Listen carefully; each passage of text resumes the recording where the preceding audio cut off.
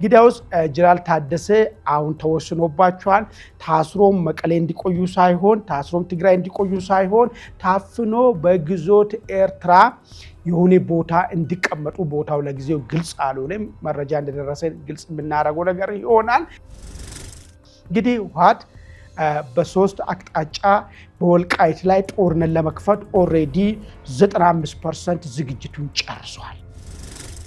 ፋኖ ራሱ ህወሓትን በተመለከተ ምንድነው የሚኖረው አቋም?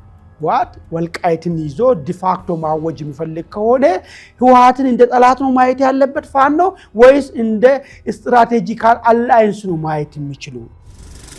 የመጀመሪያው መንግስታዊ መዋቅሩ ሰርጎ መግባት መፈንቅለ መንግስት በሻዕቢያ ላይ እንዲደረግ፣ ሁለተኛው ነገር የድርድሩ አካል እንዲሆን የሚነሳው አሰብ ወደ ኢትዮጵያ እንድትመለስ አንድ ሌላኛው ድርድር አካልና ማዕቀቡ ከመነሳት ጋር ተያይዞ ይሄ እንደ አማራጭ የሚቀርብበት ሁኔታ መሆኑን አንዳንድ መረጃዎች አፈተላኪ መረጃዎች እየወጡ ነው የሚገኙ።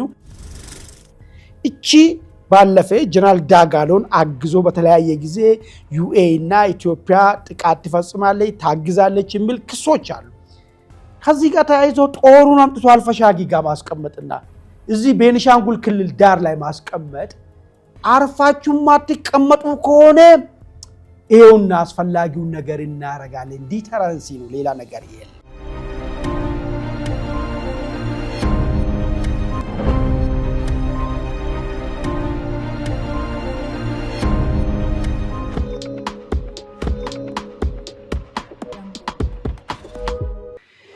ሰላም ጤና ይስጥልን ውድ የኢትዮ ውይይት ልዩ ዝግጅት አድማጭ ተመልካቾቻችን፣ ይህ ዕለታዊ የተሰኘው ልዩ ዝግጅት ነው። በዛሬው ዕለታዊ የተሰኘው ዝግጅት የተለያዩ ወቅታዊና አንገብጋቢ አጀንዳዎችን ይዣለሁ። በግንባር ቀደምነት ህወሓት ጀነራል ታደሰን በተመለከተ አደገኛ ውሳኔ አወጥቷል። ምንድነው የወጣው ውሳኔ? ጀነራሉ ምን ይደረጉ የተባለው የሚለውን በስፋት ይዣለሁ። እንደዚሁም ህወሓት ላይ በሰማይና በምድር ልዩ ዘመቻ ጥቃት ሊከፈት መሆኑን ምንጮች እየገለጹ ነው የሚገኙት። ህወሓት ላይ የሚከፈተው ጥቃት ምንድን ነው? እነማንን ታርጌት ያደርጋል? ሰራዊቱ ላይ ነው ወይስ አመራሩን ታርጌት ያደረገ ነው በሰማይ የሚደረገው ጥቃት የሚለውን ጉዳይ በስፋት የሚሄድበት ይሆናል። እንደዚሁም በሱዳን በሁለት አቅጣጫ ወይ ደግሞ በሁለት ግንባር ጦሯን ወደ ኢትዮጵያ አስጠግታለች። ይህም ከፍተኛ ስጋት ፈጥሯል። ሱዳን ጥቃት ለመክፈትም ዝግጁ መሆኗን አሳውቃለች። የዚህ ጦር ወደ ግንባር መጠጋት ዋና ዓላማው ምንድን ነው? ከዛ ጀርባ ያለው ምስጢርስ ምንድን ነው? መንግስት ይህን ለመቀልበስ ምን እያደረገ ነው? ምን ማድረግ አለበት የሚለውንም በስፋት እዳስሳለሁ። በሶስተኝነት ከሻዕቢያ ላይ ማዕቀብ መነሳቱን ተከትሎ ሁለት አደገኛ ቅርቃሮች ሻዕቢያን ቅርቃር ውስጥ ሊከቱ የሚችሉ ሴራዎች መወጠናቸውን ፍንጮች እየወጡ ነው ያሉት። ምንድን ነው የተደረገው? ለሻዕቢያ ማዕቀብ መነሳት ሻዕቢያ ላይ በተዘዋዋሪ የሚያመጣው ነገር ምን አለ የሚለውን ጉዳይም ይዣለሁ። እንደዚሁም በመውጫ ላይ አርቲስት ታማኝ በየነ ሰሞኑን ኢትዮጵያዊነት አስጠቃኝ የሚል ነገር አንስተዋል። ለምንድን ነው ታማኝ ላይ ዘመቻ የሚያይለው? ታማኝ ላይ ነው የሚያይለው ወይስ ኢትዮጵያዊነት ይሻላል የሚሉ ኃይሎች ላይ ለምንድን ነው ዘመቻ የሚካሄደው? በሁለት ስታንዳርድ መጫወትስ ጠቃሚ ነው ወይ? ሲያመቸው ኢትዮጵያዊ መሆን፣ ሳያመቸው ሲቀር ደግሞ ብሔርተኛ መሆን ታማኝን ያስጠቃው ምንድን ነው የሚለውን ጉዳይ የተወሰነ የሚለው መረጃዎች አሉኝ። በመጨረሻ ላይ የሽሮ ሜዳው ወጣት ላይ የተወሰደው የነፃ እርምጃ ግድያን አስመልክቶ ህዝቡ ቅሬታውን እያሰማ ነው። ፖሊሱ በማናለብኝ የተፈጸመውን ነገር መንግስት የህግ ቁጥጥር ስር ማዋሉን ተናግረዋል። እንደዚህ አይነት ነገሮች እንዴት ይፈጠራሉ የሚለውን አስመልክቶ የተወሰኑ ነጥቦችን አስቀምጣለሁ። ለሚቀጥሉ 30 ደቂቃ ከኔ ጋር ቆዩ። እንደዚሁም ደግሞ ኢትዮ ውይይትን ሰብስክራይብ እና ላይክ እያደረጋችሁ አብራችሁ እንድቆዩ ከወዲሁ ጠይቃለሁ። ቀጥታ ወደ መጀመሪያ አጀንዳ ሲሻገር እንግዲህ በትግራይ የተነሳው ውዝግብን በተመለከተ ትላንትና ተመርጫለሁ ያለው ዶክተር ደብረጽዮን ቡድን የመጀመሪያውን የካቢኔ ስብሰባ አድርጓል። ይህ ካቢኔ ስብሰባ በሚደረግበት ሰዓት ላይ የኢትዮጵያ አየር ኃይል ጄቶች ትግራይ ሰማይ ላይ ሲያዣብቡና ቅኝት ሲያደርጉ እንደነበረም ተሰምተዋል። እሱ አይደለም ዋናው ነገር። ይህን ተከትሎ የጀነራል ታደሰ አስቸጋሪ የሆኑ ስለሆነ ጀነራል ታደሰ ከዚህ በኋላ ለሚፈጠረው ነገር ሁሉ ተጠያቂ መሆን ያለበት ህወሓት ነው። ህግን ጥሷል። ወደማውነ አቅጣጫ እየሄደ ነው። ይሄ እየሄደበት ያለው አቅጣጫ ደግሞ አደገኛ ሁኔታን ይፈጥራል።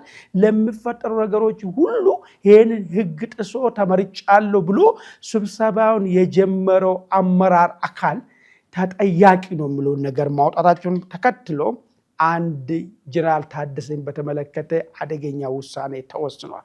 ምንድነው የተወሰነው ውሳኔ? እንግዲህ ባለፈ ሻዕቢያ እንግዲህ ሁሉንም ነገር ዶክተር ደብረጽዮን እየተመከሩ ያሉት በሻዕቢያ ነው። ሻዕቢያ መፍትሄ ብላ ያስቀመጠችላቸው ነገር ምንድነው? አስቸኳይ ጊዜ አዋጅ እንዲታወጅ ነበር። ይሄ ለሶስት ነገር ጠቅማል ምን ነገር ነበር? የመጀመሪያው ጀነራል ታደሰን ቁጥጥር ስር አውሎ በግዞት ወደ ኤርትራ እንዲወሰዱ እዛ ጦርነቱ እስኪጠናቀቅ ድረስ መቼም ከዚህ በፊት ለህወሓት ብዙ ዋጋ ከፍሏል። ለትግራይ ብዙ ዋጋ ስለከፈሉ እርምጃ ከሚወሰድባቸው በግዞት በኤርትራ ተወስዶ እስር ቤት እንዲገቡ መወሰኑ ነው። ይህንን እንግዲህ ዶክተር ደብረጽዮንና ከፍተኛ የሻዕቢያ ደህንነት አመራሮች የወሰኑት ነገር ነው። በዚህ 2 ቀን 3 ቀን 5 ቀን አናቆም ተግባራዊ እንደሚሆንም ተነግሯል። ለዚህም መጀመሪያ አስቸኳይ ጊዜ አዋጅ እንዲታወጅ ተወስኗል ማለት ነው።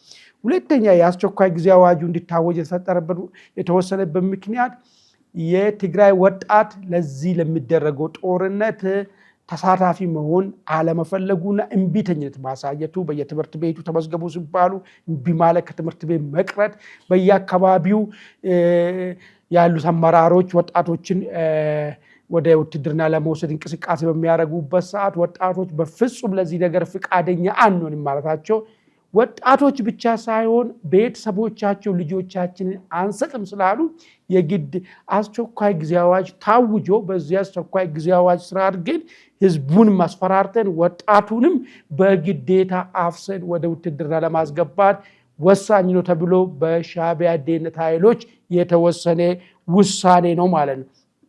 በሶስተኛ ደረጃ የዚህ አስቸኳይ ጊዜ አዋጅ ዋና ዓላማ ተደርጎ ከተቀመጠው ውስጥ ነገሩ ምንድነው? የሚደረገውን ጦርነት በዚህ አስቸኳይ ጊዜ አዋጅ ስር ለማድረግ ነው። በኋላ ሄድበታለሁ። ለጦርነቱ ምንድነው እንቅስቃሴ እየተደረገ ያለው፣ መቼ ነው ጦርነቱ ሊፈነዳ የሚችለው የሚለውንም ጉዳይ ከዛው ጋር አያይዤ አነሳለሁ ማለት። እንግዲያውስ ጀነራል ታደሰ አሁን ተወስኖባቸዋል። ታስሮም መቀሌ እንዲቆዩ ሳይሆን፣ ታስሮም ትግራይ እንዲቆዩ ሳይሆን ታፍኖ በግዞት ኤርትራ የሆነ ቦታ እንዲቀመጡ፣ ቦታው ለጊዜው ግልጽ አልሆነም። መረጃ እንደደረሰን ግልጽ የምናደርገው ነገር ይሆናል። ወደዛ እንዲወሰዱ ተወስኗል። ጀነራል ታደሰ ይሄ እርምጃ እስኪፈጸምባቸው ድረስ ትግራይ ቁጭ ብሎ ይጠብቃሉ ወይስ በመጨረሻው ሰዓት ፌዴራል መንግስት እንዲያድናቸው ጥሪ ያደርጋሉ ወይ የሚል ብዙ ሰዎች ጋር ጥያቄ ሆኖ ቀጥለዋል።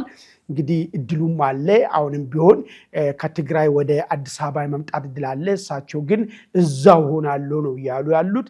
ይሁንና ግን ትናንትና ተናገሩት ነገር በትግራይ ዘንድ በህወሓቶች ዘንድ ከፍተኛ ውግዘትና ለዚያውም በግዞት እንዲቆዩ ውሳኔ ትልቅ ግብዓት መሆኑንም መረጃ ምንጮቻችን ጠቅሰዋል። ለዚህ ከዚህ ጦርነት ከዚያውን የሚፈጠረው አደጋ ሁሉ ተጠያቂ አሁን ያለው ራሴን ተመርጫለሁ ያለው ህወሓት ቡድን ነው ብሎ እነ ዶክተር ደብረጽዮን ላይ ነገሮችን መደፍደፋቸው ሰውየው በመልካም እንዳይታዩና ይሄ ውሳኔ እንዲፈጸምባቸው ሆኗል ማለት ነው። እንግዲህ ሁለተኛው ከዚህ ጋር ተያይዞ ያለው ነገር ቀጣይ ህወሓት ምን ለማድረግ አስቧል፣ ወዴት እየሄደ ነው የሚለውን ጉዳይ ነው። እንግዲህ ህወሓት በሶስት አቅጣጫ በወልቃይት ላይ ጦርነት ለመክፈት ኦሬዲ 95% ዝግጅቱን ጨርሷል። ምንጮች እንደገለጹልን ከሆነ ሰፊ የሆነ ጦር በዚህ በሽራሮ በኩል የተጠጋ ሲሆን፣ ሁለተኛው ቡድን ደግሞ በኤርትራ በኩል አድርጎ ከኤርትራ ሰራዊት ጋር ተቀላቅሎ በኦማሃጀር በኩል የተከዘን ድልድይን ይዞ ወደ ሁመራ ለመግባት እንቅስቃሴ ለማድረግ ዝግጅቱን ጨርሶ የተቀመጠ ኃይል ነው። በሶስተኝነት ደረጃ ያለው በሱዳን የሚገኘው አርሚ 7 የሚባለው በጀነራል ሙዘይን የሚመራው ጦር ለሱ ተጨማሪ ጦር ተልኮለት በሐምዳይትና ሸረሪና የሚባለው አካባቢ ላይ በዛ በኩል ሰብሮ ወደ ውስጥ ለመግባት ዝግጅቱን ጨርሷል። አስፈላጊውን ትጥቅና ስንቅ ከሱዳን ማግኘቱን እንደዚሁም አንዳንድ ከባባድ መሳሪያዎችንም የሱዳን ከጀነራል አልቡራን ማግኘቱን ምንጮች እንግዲህ ገልጸዋል። ይሄን ነው እንግዲህ ህወሓት አሁን አዲሱን አመራርን መምረጡን ተከትሎ አንድ ያስቀመጠው ነገር አለ። ምንድነው የሚለው? የትግራይ ግዛታዊ አንድነት ማስመለስ የመጀመሪያ ዓላማችን ነው የሚል ነገር ነው ያስቀመጠው። ይህንንም ያደረገበት ምክንያቱ ግልጽ ነው። አንደኛ የትግራይ ማህበረሰብ ዘንድ ዳግም ለጥቃት ታጋልጡናላችሁ የሚሉት ህዝብ ዘንድ ተቀባይነት ማግኘትና የትግራይን ጥቅም አስከባሪ ሆኖ ለመታየት ነው። ሁለተኛው ነገር እዚህ ከቲዲኤፍ ተነጥሎ እነዚህ ኃይሎች ቲዲኤፍም ሆነ የህወሓት ዶክተር ደብረጽዮን ቡድን ካልተወገዱ የትግራይ እናቶች በሰላም አታድርም ብሎ ራሱን እያደራጀ ያለው ሀራ መሬት የሚባለውን ጋር መሸርሸር ለመፍጠር ለምን ሁለቱም ጋር የትግራይ ግዛት አንድነት የሚባለው ኮመን ያደርጋቸዋል። ስለዚህ ይሄንማ የምታረጉ ከሆነ እኛም አብረናችሁ እንሰለፋለን የሚል ነገር ለመፍጠር ታስቦ ነው እንግዲህ አንደኛው ነጥብ። ሁለተኛው ዓላማ ምንድነው? ይሄንን መንገድ ከከፈትን የኢትዮጵያ ታሪካዊ ጠላት የሆኑ ኃይሎች በግንባር ቀደምነት አስፈላጊውን ሎጂስቲክን ሊሰጡን ይችላሉ። ልክ እንደነ ግብፅ አይነት ማለት ነው። በዛ በአልቡራን በኩል ማንኛውንም እገዛ ለኛ ሊያረጉ ይችላሉ የሚል ተስፋ ተይዞ ነው። በሶስተኛ ደረጃ ያው ከመጀመሪያም ጀምሮ የህወሓት ዋና ዓላማ ኢትዮጵያን ማፍረስ ነው። እስካሁንም ሲያስጨንቃት የነበረው ስልጣን ከእጁ ከወጣ በኋላ ኢትዮጵያን ሳናፈርሳት እንዴት ስልጣኑን ጥለ ኢትዮጵያን እንዳለች እንዴት ጥለናት እንዳለን የሚል ነገር ነበረ። በመጨረሻው ሰዓት ባለው ሙሉ አቅሙ ኢትዮጵያን ዲፋክቶን በማወጅ ትግራይ ነፃ ሀገር ነች በማለት ኢትዮጵያን ህልውና ለአንዴና ለመጨረሻ አደጋ ውስጥ መክተት እንችላለን በሚል ነገር ነው እንግዲህ ይሄንን ዘመቻ ያቀደው። ይሄ ቀላል ዘመቻ አይደለም፣ አደገኛ ዘመቻ ነው። ለዛውን ደግሞ አሁን በጣም ጎረቤት ሀገር ጋራ ችግር ውስጥ በተገባበት ሰዓት ኢትዮጵያ ከኤርትራ ጋራ ችግር ውስጥ በገባችበት ከሱዳን ጋራ በችግር ውስጥ በገባችበት እንደዚሁም ደግሞ ከህዳሴ ግድብና ሌሎች ትላልቅ ግድቦች በአባይ ላይ ይገንቡ ተብሎ ይቅድ በተያዘበት ሰዓት በዚህ ጉዳይ ያደናገጠች ግብፅም በግንባር ቀደም የኢትዮጵያን መበተንን ተግታ እየሰራች ባለችበት ሰዓት ይሄንን ነገር ይሄን እቅድ ይዞ መቅረቡ በጣም ተፈላጊ ያደርገዋል ማለት ነው። ይሄ በህወሓት በኩል ያለው እቅድ ነው። ይሄ እቅድ ይሳካል ወይስ አይሳካም? የኢትዮጵያ ልጆች ቁጭ ብሎ ያዩታል ወይስ ይቀለብሱታል? አሁን ጉዳዩ ማለት ነው። እንግዲህ ለዚህ ዋነኛ የሚሆነው ነገር ምንድነው? የመከላከያው ምክትል ኢታማጆር ሹም ጀነራል አበባው ሰሞኑን በወልቃይት አካባቢ የሚገኘው ሰራዊት ጋር ተገኝቷል።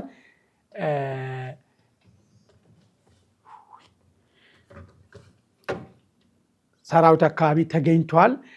እዚህ በተገኙበት ጊዜም አስፈላጊውን ንግግርና ሰራዊቱ በሙሉ ሞራልና ኢትዮጵያን ጠላቶችን ለማሳፈር ዝግጁ መሆኑን ተናግረዋል። እሱ ብቻ አይደለም፣ አየር ኃይሉ አስፈላጊውን ነገር ህወሓት ካሰበው አቅጣጫ ውጭ እንዲሆን ጦርነቱ ተግቶ እየሰራ ነው ያለው። ምንድን ነው የተሰራ ያለው? ይህን የጥፋት ኃይልን የሚልከውን ጦር ብቻ ፊት ለፊት መጋፈጥ ሳይሆን ይሄንን ላኪው ላይ ታርጌት ያደረገ ጥቃትን መውሰድ ጦርነቱን በግማሽ መቀነስ እንደሚችል ታምኗል። በዚህ ነው እንግዲህ ሰሞኑንም ቅኝት እየተደረገ ያለው። እነዚህ የጥፋት ኃይል አመራሮች የት አካባቢ ነው እንቅስቃሴያቸው እንዴት ነው የሚለውን ነገር አስፈላጊ ቅኝት ከተደረገ በኋላ በግንባር ውጊያ ያደረጋል በእግረኛ። ነገር ግን በአየር ኃይሉ መሪዎች ላይ ታርጌት ያደረገ በድሮን የሚሆን በጄት የሚወሰደው ጥቃት ለአንዴና ለመጨረሻ ይህንን ጥፋት ኃይል ታሪክ ያደርገዋል ማለት ነው። ወይል እሱ ከሆነ የህወሓት በወልቃይት በኩል መምጣት ለኢትዮጵያ ምን አይነት አድቫንቴጅ አለው? በተለይ አገር ለሚወዱት ምናልባት አንዳንድ ጊዜ ምንድነው የተፈጠረ ያለው? አንዳንድ ሰዎች ብልጽግና ጋር ተቀየሙና ህወሓትን ደገፉ። በጣም አስቂኝ ነገር ነው ይሄ ነገር። ለምንድን ነው አስቂኝ የሚለው? ከዚህ በፊት ህወሓት ለዚህ አገር አይበጅም፣ ዘረኛ ነው። ኢትዮጵያን በትኗታል። ኢትዮጵያን አዋርዷታል። ኢትዮጵያኖች መካከል ጥርጣሬ እንዲሰፋ አድርጓል። ኢትዮጵያኖች መካከል በጥላቻ እንዲተያዩ አድርጓል በሚል ሁኔታ ይህን አምኖ ብቻ የታገለ ብዙ ኢትዮጵያዊ ዛሬ ከብልጽግና ጋራ በተለያየ መንገድ ላትስማማ ትችላለህ። መስመር ልዩነት ምናምን ልዩነት ወይ ብልጽግና የሚያራምዱ አይዲዮሎጂ ማንኛውም ነገር ብልጽግና የሚያደርገው ነገር ላስማማ ይችላል። ነገር ግን ኢትዮጵያን ያፈርሳታል። በእነዚህ ሰዎች ኢትዮጵያ ከተመራች ኢትዮጵያኖች የወደፊት ጣፋንታቸው መለያየት፣ መበታተን፣ መባላት ነው ብለህ ያመንክ ሰውዬ በምን ሁኔታ ነው ብልጽግናን ጠልተህ ብልጽግናን ስለጠላ ብቻ ኢትዮጵያን ይበትናሉ ያልካቸውን ሰዎችን የሚደግፍበት የሚል ጥያቄ ይነሳል። እነዚህ ለዚህ መልስ የላቸውም። አሁን እየተደረገ ያለው ወልቃይት ላይ የሚያደርገው ዘመቻ ራሱ የዚህ አካል ነው ማለት ነው። አሁን ይህን ዘመቻ የሚደግፍ ከዚህ በፊት ጋዜጠኛ ይሁን ፖለቲከኛ ሆኖ ውጭ ሀገር ያለው ሀገር ውስጥ ያለው ይሁን ይህንን አሁን ህወሓት በወልቃይት ላይ የሚፈጽመውን ጥቃትን የሚደግፍ ሰው ኢትዮጵያ እንድትበተን እየደገፈ ነው ያለው ማለት ነው። ሌላ አማርኛ የለውም ማለት ነው። ሌላ ምንም አማርኛ የለውም። ሚኒመም ኢትዮጵያ አሁን አንድ ሆናለች። አንድ የዲሞክራሲ ጥያቄ ሊኖር ይችላል። የሀሳብ በነፃነት መግለጽ ችግር ሊኖር ይችላል። የፍትህ ችግር ጥያቄ ሊኖር ይችላል። የእኩልነት ጥያቄ ሊኖር ይችላል። ነገር ግን ኢትዮጵያ አንድ ነች። ህወሓት ግን አሁን የሚያስበውን ነገር ከፈጸመ ኢትዮጵያ ተፈተነች ማለት ነው። ሌላ ነገር የለውም። ትግራይ የምትባል አገር ወለደች። ቀሪውም ዕጣ ፈንታው ነው የሚሆነው ማለት። ለዚህ እንዴት ተባባሪ ይኮናል የሚል ይሄ አድቫንቴጅ ይሰጠዋል ለመንግስት ይህንን የህወሓትን ዘመቻ ለመቀልበስ ጎበዝ ከሆነ ይሄ ህወሓት አሁን ይዞ እየመጣ ያለው ነገር አገርን የመበተን ሂደት ስለሆነ በሆደ ሰፊነት በተለይ ለአገር ተቆርቋሪ የሆኑ ሰዎችን ከፊት ለፊቱ በመያዝ ጥፋቶችም ካሉበት ጥፋቶቹን ለማረም ዝግጁ ሆኖ አቺ አገር መቀጠል እንዳለባት አምኖ ይህንን ጥሩ ጆሮ ገብ የሆነ ትርክት መፍጠር የሚችልበት እድል በእጁ ላይ ነው ያለው ማለት። እንግዲህ መንግስት ተጠቀመ ባልተጠቀመ ምናልባት አገር መቀጠል እንዳለባት የሚያምኑ ኢትዮጵያኖች በማንኛውም ሁኔታ ህወሓት የሚያደርገውን ነገር እንደማይደግፉ አለመደገፍ ብቻ ሳይሆን በግንባርም ህወሓትን ለመፋለም ዝግጁ መሆናቸው ይታወቃል። ከመንግስት ጋር ቅሬታም ቢኖራቸው ማለት ነው። ስለዚህ ከዚህ ጋር ተያይዞ የሚፈጠሩ ነገሮች አዲስ አሰላለፎችን ሊፈጠር የሚችልበት ሁኔታ ይኖራል ማለት። የመጀመሪያው ነጥብ ኢቨን ፋኖ ራሱ ህወሓትን በተመለከተ ምንድነው የሚኖረው አቋም? ህወሓት ወልቃይትን ይዞ ዲፋክቶ ማወጅ የሚፈልግ ከሆነ ህወሓትን እንደ ጠላት ነው ማየት ያለበት ፋኖ ወይስ እንደ ስትራቴጂካል አላይንስ ነው ማየት የሚችሉ የሚል ጥያቄ ይፈጠራል ማለት ነው። ሁለተኛ ኢትዮጵያ እንድትበታተን የሚፈልጉ ጽንፈኛ ብሔርተኞች ምናልባት የመንግስት ደጋፊ መስሎ ሊታዩ ይችላሉ። እነዚህ ሰዎች ሚናስ መጨረሻ ላይ ምን ይሆናል? ከመንግስት ጋር ሆኖ አገርን አንድነትን ለማስከበር ይንቀሳቀሳሉ ወይስ የህወሓት አጀንዳ ገዝቷቸው እነሱም ኢትዮጵያ እንድትበታተን ቀጥሎ ይሰራሉ ወይ? ይህም ሌላ ጥያቄ ነው የሚሆነው ማለት። ስለዚህ ያላሰብናቸው ነገሮች ሊገጥሙን የሚችልበት እድል በጣም ሰፊ ነው ማለት ነው። ግን ከምንም በላይ ጽኑ የሆኑት አገር ወዳድ ነች አገር አንድ ሆና መቀጠልን የሚፈልጉት ኃይሎች በዚህ አጋጣሚ ህወሓት ላይ ማዳግም እርምጃ በመውሰድ ይህንን ሳንኮፍ ለመንቀል እንግዲህ ዝግጁ መሆን መቻል አለባቸው የሚል ነገር ነው በእኔ በኩል ያለው። እስቲ እናንተም ደግሞ አሁን የሚደረገው ህወሓት ወደ ወልቃይት የሚያደርጋቸው ዘመቻዎች ሪሊ ኢትዮጵያ አንድነት ተጠብቆ እንዲቀጥል የሚያደርገው ነገር ነው ወይስ ኢትዮጵያ እንድትበተን የሚያደርገው ነገር ነው? ይህንስ እንዴት አድርገን ኢትዮጵያኖች በተለይ አገርን አንድነትን የምንፈልገው ኃይሎች ምን ማድረግ አለብን? ህወሓት በግልጽ እየተናገረ ነው ያለው። ከማንኛውም ኃይል ጋር ከዚህ በፊት ተናግረዋል። ከሱዳንም ከኤርትራም ጋር ተባበረ። ከሱዳንም ከኤርትራ ጋር ተባብሮ ኢትዮጵያን መበተን ካልሆነ በስተቀር ኢትዮጵያን አንድነቷን ማስጠበቅ አይደለም። እነዚህ ሁለቱም ኃይሎች ለምን የጥቅም ግጭት ስላለን ከኤርትራ ጋራ የቀይ ባህር ጥያቄ አለን፣ ከሱዳን ጋራ የአባይ ጉዳይ አለን። እነዚህ ሁለት ኃይሎች እውነት የኢትዮጵያን አንድነትን እንዲጠነክር ይሰሩልናል ወይ? ከነዚህ ኃይል ጋር ሄዶ ተሰለፈ ኃይል ኢትዮጵያን ሊያድናት ነው ወይ? ስለዚህ ምን እናድርግ የሚለውን ጉዳይ ላይ የየራሳችሁን ሐሳብ እንድትሰጡኝ እየጠየቅኩ ወደሚቀጥለው አጀንዳ ይሻገራሉ።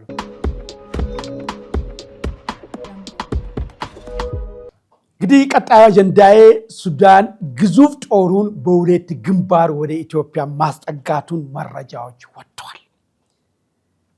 እነዚህ ግንባሮችም በዚህ በመተማ በጋለባት በኩልና አልፋሻጊ የሚባል አካባቢና እንደዚሁም ደግሞ ቤኒሻንጉል ህዳሴ ግድቡ ያለበት አካባቢ ላይ ሰፊ የሆነ ጦርና እንደዚሁም የአየር መከላከያዎችንም ጭምር በሁለቱ ቀጠናዎች ጦሩን አስጠግቷል።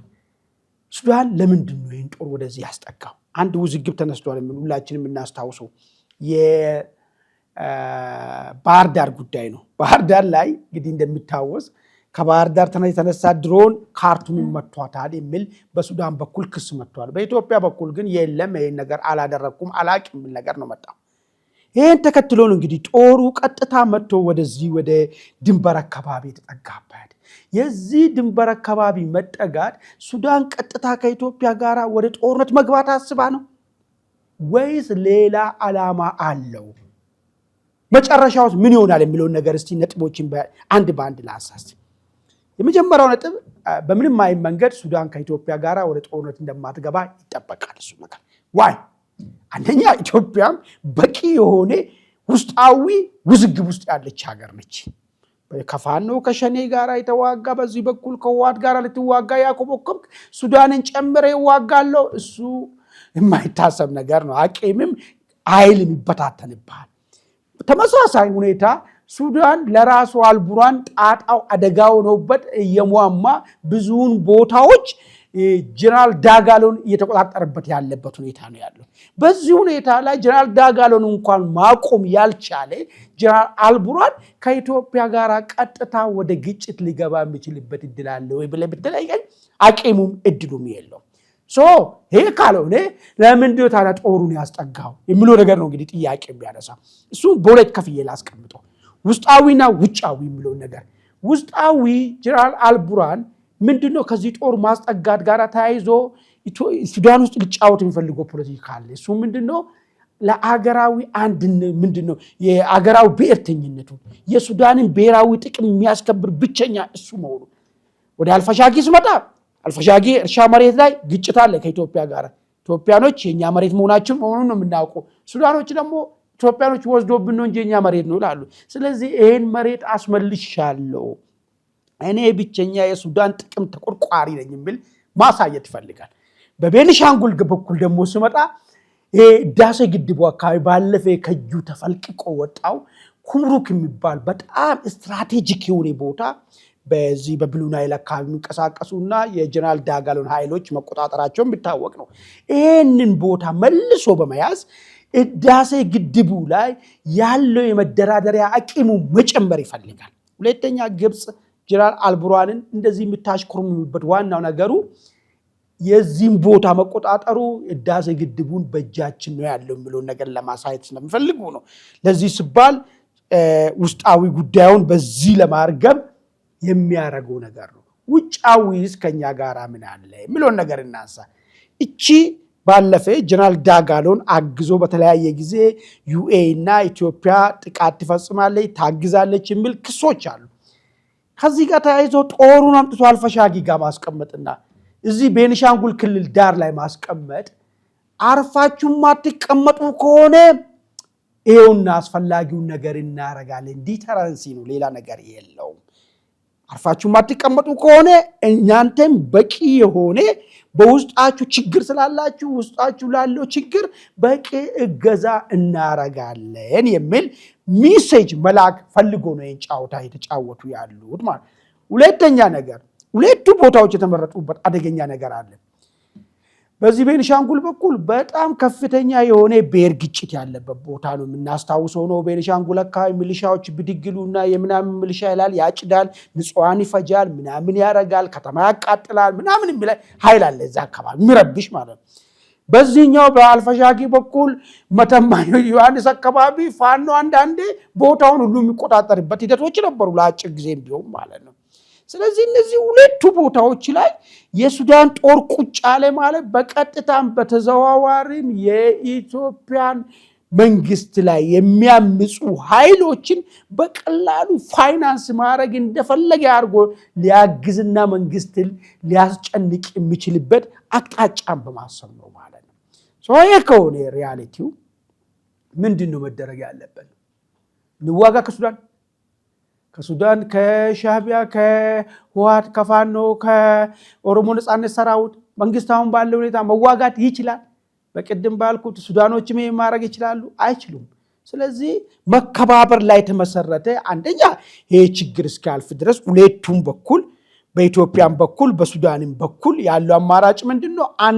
አንዳቸው ላይ ታጣቂን እያሰለጠኑ የሚሄዱበትን ሂደትን እንዲቀንሱ ድርድር ውስጥ መግባት ነው ማለት ነው። አሊያ ግን ሱዳን አርሚ 7 እያስታጠቀች በዚህ ደረጃ የህወሓት ኃይሎች እንደ አንድ ነፃ ግንባር እየቆጠሩ ወልቃይትን ሰብሮ ለመግባትና መንገዱን ለማውጣት ብቸኛ ነፃ እንደፈለጉ ሆኖ የሚንቀሳቀሱበት ቦታ አድርጎ እየወሰዱ ያሉበት ሱዳን ይሄ ሁሉ የተደረገ የኢትዮጵያ መንግስት እጁና እግሩ አጣጥፎ ይቀመጥ ወይ ካልክ እሱ የሞኝ ዘመን የቀረበት ሁኔታ ነው ያለው። አይቀርም ይሄ ጉዳይ ማለት ነው።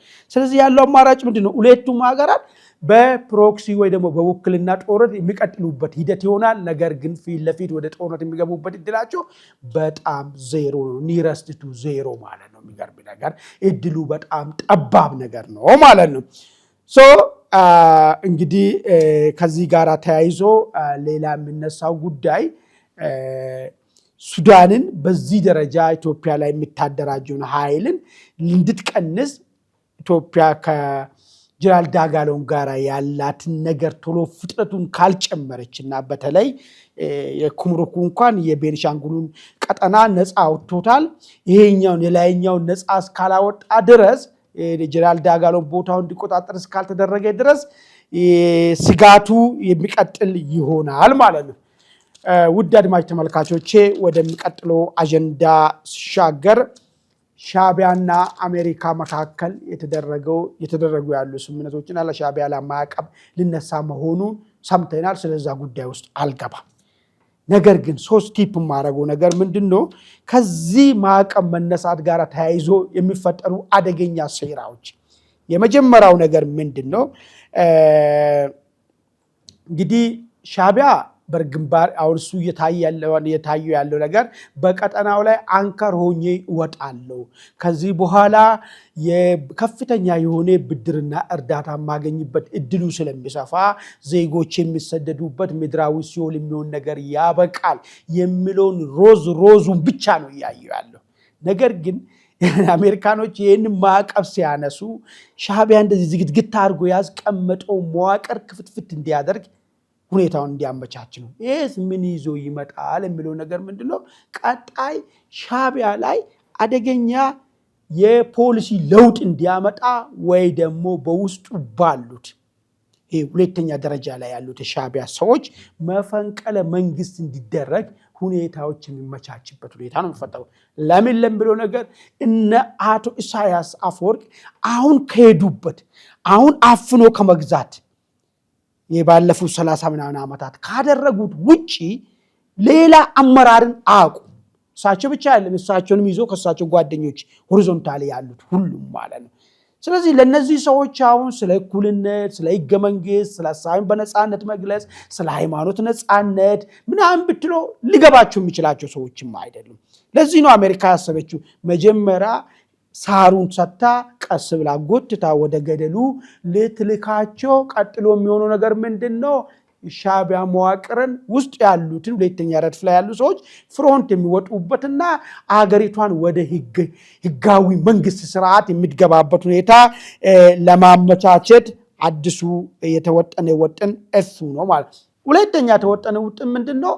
ሻዕቢያን ቀጠናውን ከመረበሽ የሚወጣበት ሁኔታና ቀጠናው አካባቢ ፖቴንሻሊ የቀጠና ጦርነት ሊሆን የሚችለው የኢትዮጵያ ጥያቄ ነው። እሱ ምንድነው? የቀይ ባህር ላይ ኢትዮጵያ የምታነሳው ጥያቄ። ኢትዮጵያን ተይ ማለት አይቻልም። አሁን ኢትዮጵያን ስለ ቀይ ባህር ጉዳይ አታንሱ ምናምን ቢባል ማንም ብለን አሁን ከዚህ በኋላ የምንሰማ ይመስላል? ከሰማይ በታች ይህን ጥያቄ አንሰማም። የማንሰማ ከሆነ ይህን ጥያቄ ምንድነው የጥያቄ በሆነ መንገድ ሊስተናገድ ይገባል ማለት የሚስተናገድበት ነገር ምንድነው ለሻዕቢያውን የሚደረገው ማዕቀብ ውስጥ አሰብ ወደ ኢትዮጵያ የሚመለስበት ሁኔታን አመቻችቶ ለድርድር ማቅረብ ነው ማለት ሰጥቶ መቀበል የሚሆንበትና ቀጠናው ሰላም የሚሆንበት ሁኔታ እየተመቻቸ ነው ስለዚህ ሻዕቢያ የሁለቱ ውጥን አደገኛ ውጥኖች በሻዕቢያ ላይ ተወጠኑ ናቸው ማለት የመጀመሪያው መንግስታዊ መዋቅሩ ሰርጎ መግባት መፈንቅለ መንግስት በሻዕቢያ ላይ እንዲደረግ ሁለተኛው ነገር የድርድሩ አካል እንዲሆን የሚነሳው አሰብ ወደ ኢትዮጵያ እንድትመለስ አንድ ሌላኛው ድርድር አካልና ማዕቀቡ ከመነሳት ጋር ተያይዞ ይሄ እንደ አማራጭ የሚቀርብበት ሁኔታ መሆኑን አንዳንድ መረጃዎች አፈተላኪ መረጃዎች እየወጡ ነው የሚገኙ እናንተን የአሜሪካኖች የማዕቀብ ማንሳት ዝም ብሎ በነፃ የሚደረግ ነገር ነው ወይስ ምን ይዞ ይመጣል የሚለው ጉዳይ ላይ የየራሳችሁን ሐሳብ እንድትሰጡ ጠይቃለሁ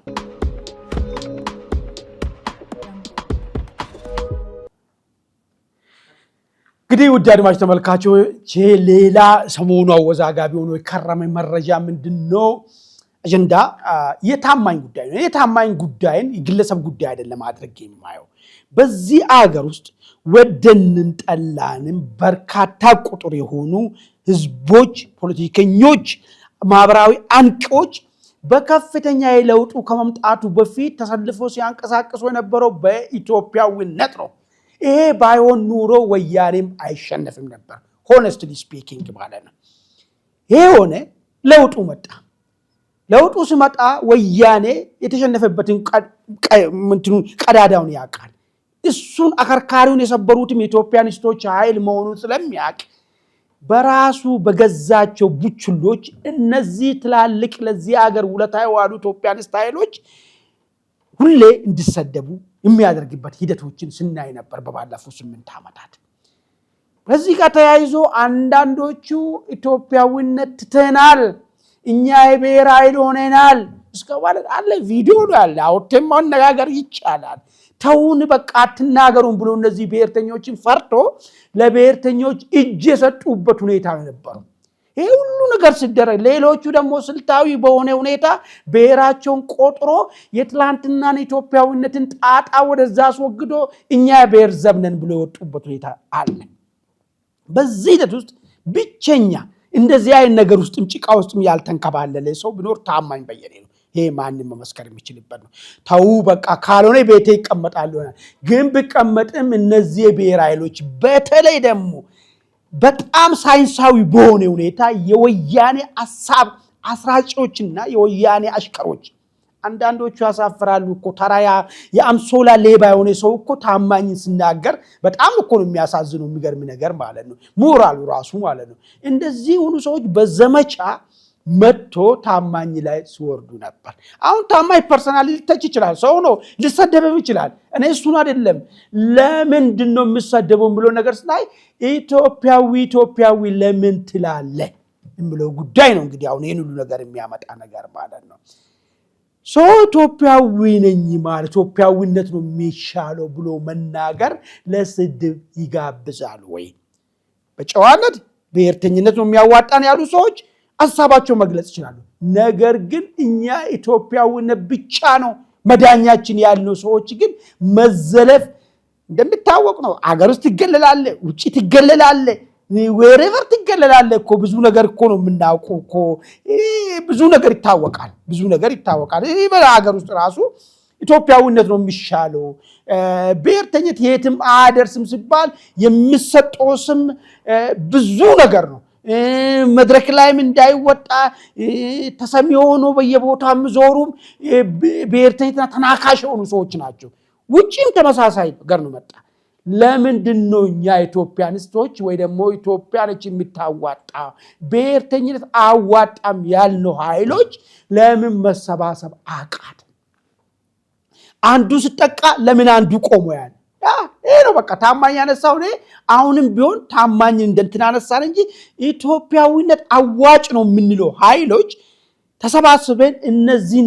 ተሳደበቹ ልክ መሳደቡ በዛ ደረጃ መውረድና ባህሪውም አይደለም የኢትዮጵያኒስቱ ባህሪም ስላልሆነ ነገር ግን አግባብ ያለው መልስ መስጠትና አካፋ ነው ማለት ሞራል እንደዚህ አይነት ነገሮችን መልመድ መቻል አለበት ብዬ ነው። አይተናል።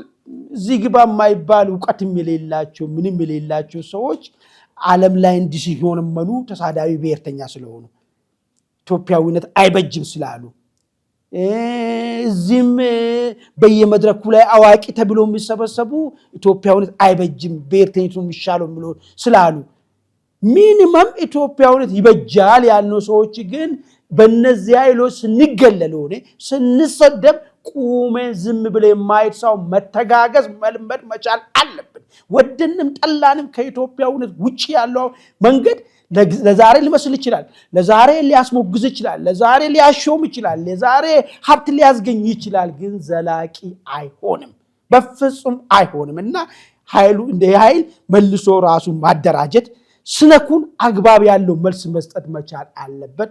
በዚህ አጋጣሚ እኔ ሶሊዳሪቲ ለታማኝ አሳይቻለሁ ማለት።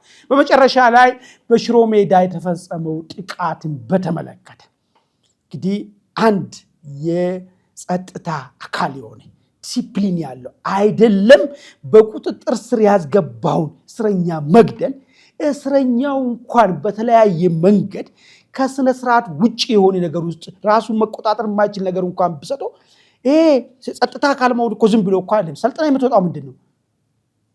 ይሄንንም ጭምር እኮ ቶለራንት መሆን ጭምር እኮ ነው እኮ። እንደዚህ አይነት ማን አለብኝነትን ያለበት ሰው የትኛው ማሰልጠኛ ስልጥኖ የሚያወጣው እንደዚህ አይነት ጸጥታ ኃይል አንስቶ በቁጥጥሩ ስር ያዋለውን ሰው መግደል? ስለዚህ ይሄ አደገኛ ነገር ነው። መንግስት ይሄን አይቶ ምንድነው የጸጥታ ኃይሎች ምን አይነቶች ናቸው? ኢቨን እኮ ለምንድነው አመጾች እኮ ስናይ በውሃ ነው እኮ ለመበተን የሚሞከረው እኮ አቅቷቸው ነው እንደ እነሱ በጣም እኮ የሚገል መሳሪያ እኮ አለ። ለምን አይገሉም? ወደ ሰፊ መሆን መቻል አለበት። ህግ ነው አንተ የምታስከብረው። ስለ ጥፋቱ ሰውዬ መቀጣት ያለበት በህግ ነው። አንተ ቀጪ ማን አደረገ? አንተ ገዳይ ማን አደረገ? እንደዛ ከሆነ ህግ የለም ወደ ብሎ ነው የሚሄዱ። ህግ ከሌለ ደግሞ አንድ ጸጥታ ኃይልም አንድ ኖርማል ሰው በሚችለው ሁኔታ ሊጎዳዳ ይችላል ማለት ነው። ስለዚህ በአስቸኳይ ይሄ ፍንጭ ነው የሚያሳየው። እየሰለጠኑ ያሉ ስልጠናው ስራ ላይ ያሉት ብዙ ዲሲፕሊን ያላቸው ፖሊሶች አሉ። እንደዚህ አይነት ሰዎች ተለይቶ አስፈላጊ እርምጃ እንዲወሰድና ማስተካከያ ቀጣይ እንደዚህ አይነት ነገርም እንዳይፈጠር መደረግ መቻል አለበት። እንደዚህ እብሪት ልቡን ያሳበጠውን በህግ በላይነት መቅጣት መቻል አለበት። ተመሳሳይ ነገር እንዳይፈጸም አስተማሪውን ቅጣት ይሰጥ ብለው ነገር ነው። በዚሁ አጠቃላለሁ። ውድ ኢትዮ ውይይት ልዩ ዝግጅት አድማጭ ተመልካቾቼ የዛሬውን ዝግጅቴን በዚህ ላይ አጠቃልላለሁ። በሌላ ጊዜ እስክንገናኝ ድረስ መልካም ቆይታ